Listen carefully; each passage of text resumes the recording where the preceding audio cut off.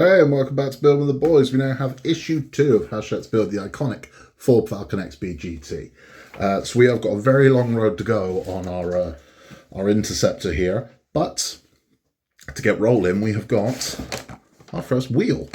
So we are going to be building wheel 1. Now again, these are kind of the enticing parts because this build's only just began. So you still have plenty of time to subscribe to it if you want to join us on our journey. This is going to be quite simple, build one of these, but we're going to do this 4 times at least. There might be a spare wheel, I don't know. But I always love the wheels. I always love the wheels. Even though they're simple, I love them because you start to get a feel of your vehicle. So there's not loads doing this one, and once you put one wheel together, you've done them all, you know. But it'll still be fun. In this one as well, in this magazine, we've got all kinds of bits and pieces. There's a tip to this with hot water on this one, because what we're going to do is going to put a rim together. You're going to need the boiling water method. So you put the rest of this in hot water. It'll loosen that tire up and it'll make popping this in so much easier. Dry your tire out though, because what you don't want is water sloshing around inside that tire. So get it as dry as possible. Use some kitchen roll, whatever it is, to get that out. But without further ado, let's get this one open. Let's get this one built, and at the end we'll be starting our journey talking about the one that started it all. We're talking about the very first Mad Max film. If you haven't yet, please remember to like and subscribe. Without further ado, let's get into it. Let's get this one built. So here is everything that comes in stage 2. Now, you will notice in this one we also get a screwdriver. Now this is a little screwdriver, which would suggest a lot of the screws we're going to be using are smaller style screws. We have our tire here, and I can show you this. Now this isn't that solid. I mean, already without loosening it up, that's already got some give to it. So we're not going to have to go mad on the hot water, but you do need to just dump this in the hot water to begin with whilst you're building everything else. Then by the time you get to this stage, it'll be nice and malleable for you to get the piece in. So without further ado, let's get into it. Okay, so starting with a metal rim here. What we're going to do is now one of these 3 pins is not like the others, and you can see there is a key. It says a lug piece here. So we're going to pop that one down. And now taking our inner rim here, we're going to locate the one that needs the lug piece. Turn this one over, and this should fit nicely over there, like so. So that's how we're going first. Now what we're going to do is we're going to take our internal rim. Now this internal rim piece here is plastic. This is all metal. This internal rim is plastic. Now, does this follow the same pattern? No, it doesn't, but it's only going to go on one way. There we go. So it locks in there. Nice and clean, nice and shiny. And all we're going to do is we're going to insert 3 of the DSO2 screws. Now, because we are going into metal, we're going to use that new screwdriver they've given us just to see what that's like. This seems like it's too thin for these screws, which is weird. But I'm going to use 3-in-1 technique again. So just touching the tip of the screw into the oil. This will just help it transition into the wheel. So I'm going to go straight down and start tightening it.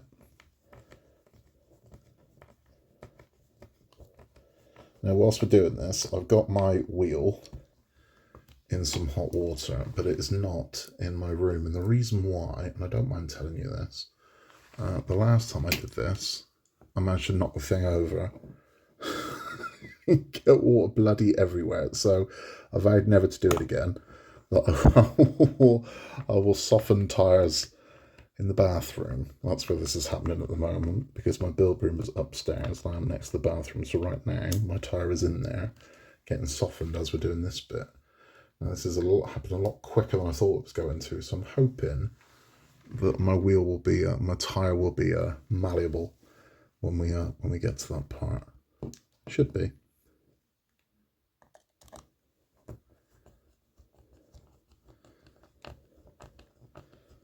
So this is our last one in. I can feel it's all coming together and tightening, which is good. So that's where we are. So we now have this very nice wheel. So now I need to go get the tire, and hopefully this should just slip in quite nicely. Okay, so bringing our tire out of our boiling water and moving at speed, because we do not want this thing to start firming back up again. If it does, not the end of the world, but it means we have to go back in.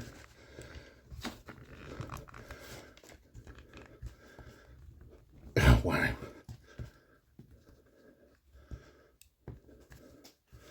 Yeah, not without a fight, this ain't going. Bloomin' heck.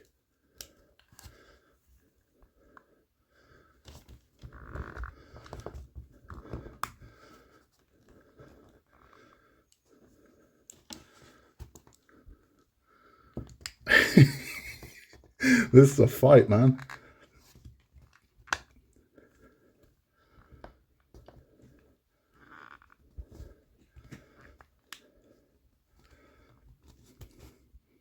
You are going to go.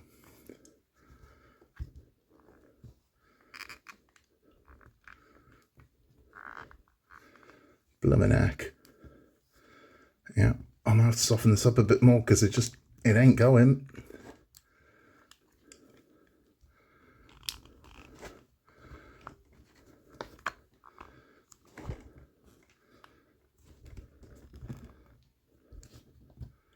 Wow.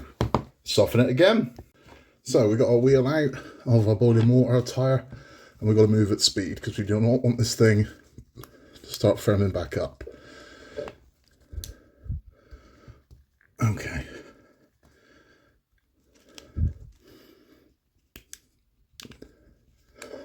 Not the prettiest method, but it appears to be working.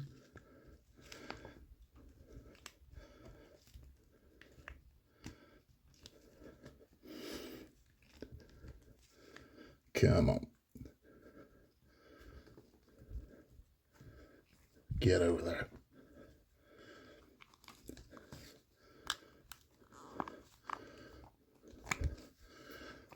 And there we are. It's the most satisfying thing in the bloody world, but it works. Most disappointing thing when it doesn't. So we want this piece here facing that way, so we have our very nice print on the outside. So that, second time's a charm. I had to get the water really hot, and that stayed in there for a while. So that is that one on. It's a wrestle, that's what it is. Now we have one piece to put on, and this is the wheel nuts. Now, we're not screwing this in, this just pushes in apparently. And this is going to go in from behind.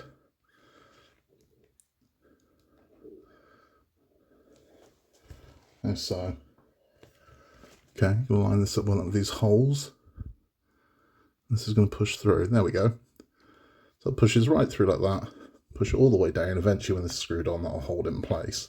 But if we flip that one over, you can see I've got where our wheel screws go. Doesn't that look lovely?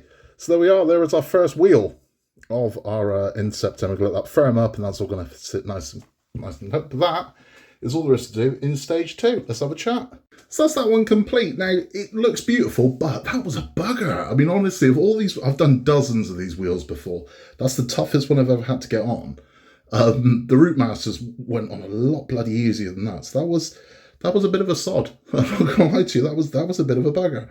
But it's on now. It looks good. Now, when this cools down, it'll firm up and it'll hold in place nicely. That's never coming out of there. Happy with that. It looks lovely. It looks really nice. And we get an idea of the feel of our vehicle now. Really happy with that. In issue 3, we are going to start the engine blower, which is going to be a lot of fun. And that's this one here. And as you can see, there's some electrics. So you're going to get the motor to power that thing already. Now it won't be active in issue 3. Issue 4, we test it. So by issue 4, you're going to have movement already, which is nice. That's really good. Those won't be coming for about a month. So October will be when we're doing the next 4. And then we're well and truly on our way to the end. If you're just sticking around for the build instructions, thank you for stopping by. If you're sticking around for our 80s movie Nostalgia-thon, we are talking about the one that this one came from. And that's this one here.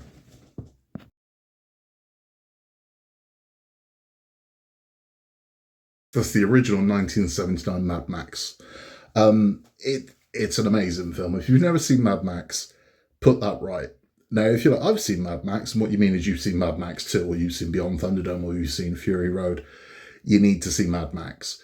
Because unlike the other Mad Max movies, this one is not set in a post-apocalyptic wasteland. It's about to happen. So society is starting to fall apart. It hasn't happened yet, but it's happening. So the police are disbanded, and Max is one of the last. Max is still trying to make the world a decent place because He's got his wife. I think they've got their newborn son, and he's standing strong. You know, he's not letting the society's falling apart. He's not letting these punks take over the town and things like that. And he's one of the last. And it ends tragically for Max. Again, spoilers. I mean, he's 45 years old.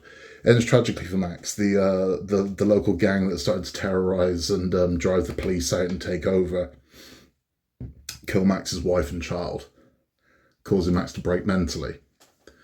And he goes out for revenge. And he goes in the Interceptor. The last Interceptor is given to Max as a gift to get him to stay in the police force. And ultimately, had he have left, his wife and child might have lived. So the Interceptor's bittersweet, and he goes after the gang in his Interceptor to extract his revenge.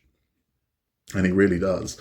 But again, I mean, you can hear in the background of this one exactly what's going on. So you keep hearing through news flashes that everything's falling apart, countries starting to turn on each other, but it hasn't happened yet. This is the thing. This is the one where whatever it is in Mad Max's universe that causes the apocalypse, it's about to happen. It hasn't happened yet. And it's an interesting one, and it's a hell of a movie. Funnily enough, I mean, so it's the movie that made Mel Gibson. And in an interview with Mel Gibson, he said that he thought he was going to get the part because the night before, him and some buddies went out drinking and got in a fight in a bar. So when he went for the audition, he had a black eye, which, funnily enough, is what got him the role. They were like, that's perfect. He's authentic. And the black eye helped to get him the role. It was never released in America it was like 2 years before they released it in America. Over England, they released it pretty much immediately. When it was released in America, they redubbed it. So I don't know if you know this or not, but when it was first released, it's not Mel Gibson's voice. It's no one's voice. Everybody's voice was redubbed with American accents because they were worried that the American audience wouldn't understand Australian accents. So the entire film's redubbed, and it stayed like that until 2000. It wasn't until 2001, I believe, that they released the original audio. So every version that was released in America up until 2001 was not the accents of all the performances of any of those characters, including Mel Gibson. It was all American redubs, which is slightly insulting to American audiences, I think. But they did. They completely so they didn't just redub the dialogue. They changed some of the dialogue as well because the concern was again that Americans wouldn't understand what the Australians were saying, which I think is a little insulting to both Australia and America at the same time. But that's the decision they made. In 2001, they released a DVD of Mad Max where you could have both. So they had both of the audios, so you could choose which one you wanted. Why you'd ever want it dubbed, I have no idea, but that's what they did. So Mad Max had a budget of $400,000, which is nothing, really. I mean, even back then, I mean, we can't say, well, that was a lot of money in 1979. It wasn't. It wasn't a lot of money for a movie back then. But it hit big, and it hit really big. Even though, critically, it was savaged. The critics kind of hated it when they first saw it. It was the first of its kind. So Mad Max was the first sort of really gritty action movie that had been released. And I mean that, the kind of an X-rated action movie. It was one of the first. So they were like, this is disgusting, this is vile, this is... They were like, you'd have to be sick to want to watch this. Well, it was the 80s. So it's, you know... So it got savaged. I mean, even Stephen King, the author Stephen King, said this is a turkey. No one's ever going to watch this movie. How wrong was he? Because it went on to do 100 million at the box office, which again, by today's numbers, doesn't sound like a lot. This was $400,000 and it made $100 million back at the box office. And it held the title for highest grossing, most profitable film of all time. And it held that record for an amazing 20 years. So it wasn't until the Blair Witch Project was released that it lost that title. And even then, it's still in the top 5 of most profitable films ever made. So to capitalise on this, when it was released in America, it wasn't released as Mad Max as such. It wasn't released with this huge sort of fanfare. In England, it got like a respectable release. In Australia, it did as well. It was the number 1 movie in Australia. It was the number 1 movie in the UK. In America, it kind of got eked out, and it didn't have widespread release. It was shown in drive-in movie theaters. It was shown in kind of lower value cinemas because they didn't think there was an audience for it. However, when Mad Max 2 was made, which we're going to talk about next month, Mad Max 2 wasn't released as Mad Max 2. So Australia it was Mad Max 2. England it was Mad Max 2. In America it was The Road Warrior. So it was released as The Road Warrior, and they had to edit it. So they edit in a montage for Mad Max for audiences that hadn't seen Mad Max. So that's why you get that montage at the beginning. They don't do any of the movies. It was purely because they knew the bulk of people seeing The Road Warrior wouldn't have seen Mad Max. It's crazy, right? But it's true. But that is where Interceptor comes from, and the Interceptor features in the next 4 movies. And it's the car I'd want. If I was driving around the apocalypse, I definitely want something reliable, speedy, muscle car, just an absolute beast. And I can't wait to get to the end of this one and see this gorgeous apocalyptic Interceptor complete. And what are we going to do with it? I don't know, because part of me wants it like when Max first gets it and it's shiny and pristine. But then the other part of me wants this thing banged up. I want it dirty. I want it dusty, So I don't know. I don't know what we're going to do yet, but it's going to be fun finding out. If you've not seen Mad Max, make it right. Go and watch Mad Max, seriously, because it's so bloody good. And they just don't make them like this anymore. They really don't. And a lot of movies owe a debt to Mad Max. So a lot of the kind of apocalyptic films that you got through the 80s, the 90s, and even today, borrowed heavily from the kind of ideas that Mad Max first did. But one of the most bizarre movies that took inspiration from Mad Max, and the guy said himself, she was Lee Wan-al, who did the Saw movies, said literally the entire franchise is based on Max's revenge. So there is a scene in Max where he handcuffs a guy's ankle to a car that's about to explode.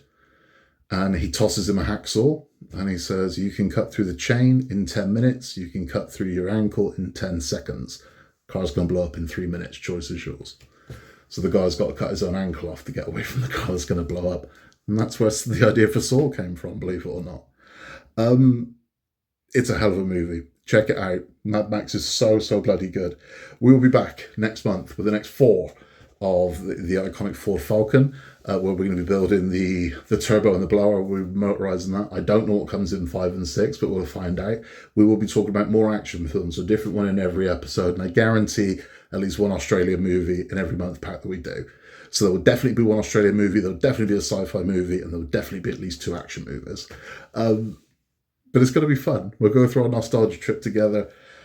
You can get this from Hachette. Head over there now. You've still got time to subscribe. For those who I know are going to ask, my Australian friends, I don't know. The second I hear that it's being released over there, I'll let you know. I would like to think that releasing this in Australia is a complete no-brainer, and I really hope that Hachette see that as well. But that's all from me. In a world where you can be anything at all, just be nice. Take care, and I'll see you very, very soon. For more from the boys, more from the Ford Falcon. Take care, and I'll see you then.